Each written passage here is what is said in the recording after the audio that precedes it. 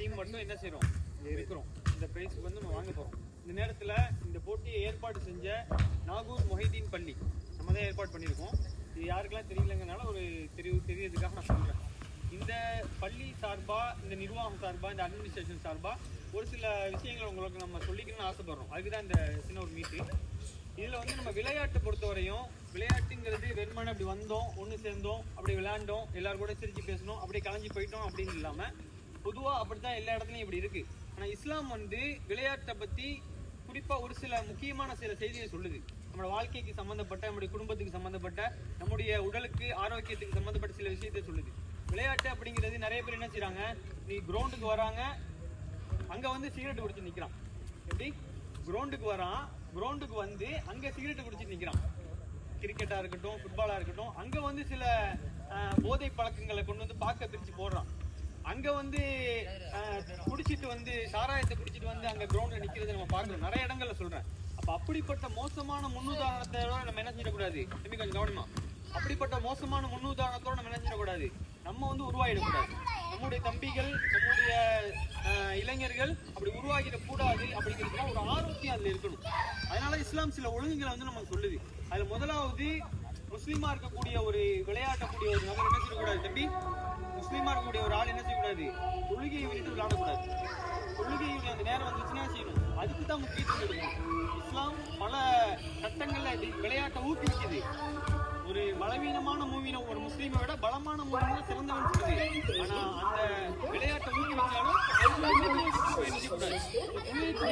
என்ன செய்யணும், நம்மளும் அடுத்த தடவை இது ஏற்பாடு செய்யக்கூடிய நம்மளும் என்ன செய்வோம், இன்ஷால்லா தொழுகை நேரம் வரும்போது அதுக்கு ஒரு ஏற்பாடு நம்ம செஞ்சுருக்கோம்.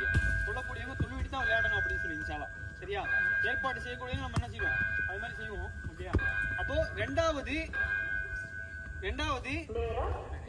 நம்ம என்ன செய்யக்கூடாது, ஒழுக்கத்தை நம்ம பேணணும். விளையாட்டுல பொய் பேசி விளையாடுறது, மற்றவனை வந்து இழிவா பார்த்து விளையாடுறது, அதே மாதிரி சூதாட்டம், சூது வச்சு ஒரு பணம் சம்பந்தப்பட்ட 2 பேர் பணத்தை கொடுத்து யார் ஜெயிக்கிறானோ அந்த பணத்தை நம்ம எடுத்துக்கலாம் அப்படிங்கிற மாதிரி பணத்தை வச்சு விளையாடுறது, பொய் சம்பந்தப்பட்ட அதே மாதிரியான ஒரு காழ்ப்புணர்ச்சி, நீ வந்து பெரிய ஆளு, நான் வந்து சின்ன ஆளு, நீ வந்து அந்த கேட்டகரியை சார்ந்தவன், நான் இந்த கேட்டகரியை சார்ந்தவன், அப்படி பிரிச்சு பார்த்து ஆள் எடுத்து விளையாடுறது, இதையெல்லாம் என்ன செய்யல, இஸ்லாம் வந்து முழுமையா தடை செய்யுது.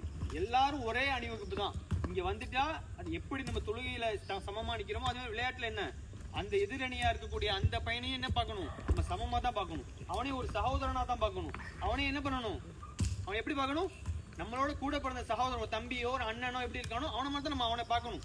அப்போ அந்த நேரத்தில் என்ன செய்யாது, அவன் மேல உள்ள காழ்ப்புணர்ச்சி, அவன் மேல உள்ள குரோதம் அதெல்லாம் வெளிப்பட்டுரும். அப்ப இஸ்லாம் என்ன சொல்லுது, இதை வந்து அந்த நடைமுறைப்படுத்த சொல்லுது. ஒழுக்கம் ரொம்ப முக்கியம், அந்த விஷயத்தை நம்ம நடைமுறைப்படுத்தணும். அதே மாதிரி விளையாட்டுங்கிறது முழுமையா நம்முடைய நேரத்தை ஆக்கிரமிப்பு செய்யக்கூடாது.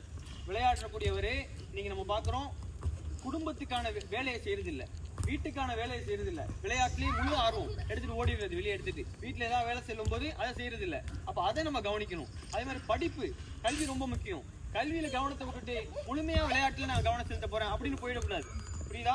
அப்ப படிப்புக்கான நேரத்தை கொடுக்கணும், குடும்பத்துக்கான நேரத்தை கொடுக்கணும், நம்முடைய ஏதாவது வேலைகள் இருந்துச்சுன்னா அந்த வேலைகளுக்கான நேரத்தை கொடுக்கணும். இதையெல்லாம் செஞ்சுக்கிட்டு ஒருத்தர் விளையாட்டுலையும் கவனம் செலுத்துறாங்கன்னா அது ஆரோக்கியமான ஒரு அவருடைய ஒரு விளையாட்டுடைய அந்த பகுதிக்கு, வாழ்க்கைக்கு ரொம்ப ஒரு அழகாக இருக்கும். இதெல்லாம் கவனத்தில் எடுத்துங்க. இதெல்லாம் இந்த செய்தியெல்லாம் சொல்றதுக்காக தான் இந்த மாதிரியான ப்ரோக்ராம், இந்த மாதிரி விளையாட்டு, இதெல்லாம் நம்ம நல்ல முறையில் நம்ம வளரணும். நல்ல முறையில் கவனம் செலுத்தி போதை, இது மாதிரியான கெட்ட பழக்கங்கள், சிகரெட்டு, கஞ்சா, இன்னைக்கு போதை வஸ்துகள் சொல்லிக்கிட்டே போகலாம். எண்ணில் அடங்காத அளவுக்கு என்ன செய்ய போதை வஸ்துகள் இருக்கு. இது எல்லாத்தையும் தாண்டி நமக்கு ஒரு பாதுகாப்பு கொடுக்கக்கூடிய ஒரு விஷயம் என்னன்னா அதுக்கு இந்த கேம் என்ன செய்யாது, இந்த போதை பழக்கம், இந்த மாதிரியான பழக்க வழக்கங்கள், கெட்ட பழக்கங்களுக்கு போறது தடுக்கும். சும்மா ஒரு மனுஷன் இருக்கான்னா அவனுக்கு நிறைய டைம் கிடைக்கும், நிறைய என்ன செய்யும், டைம் கிடைக்கும். டைம் கிடைக்கும் போது தேவையில்லாம போனை பார்ப்பான், போன்ல உள்ள அசிங்கத்தை என்ன வாழ்க்கையில இம்ப்ளிமெண்ட் பண்ண சொல்லுவான்.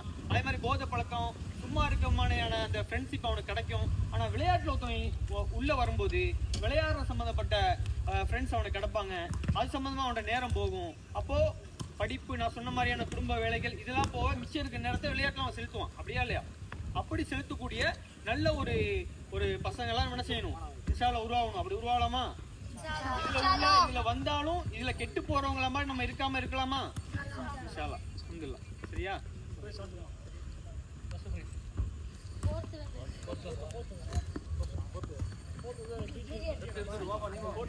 கட் பண்ணிடுவா.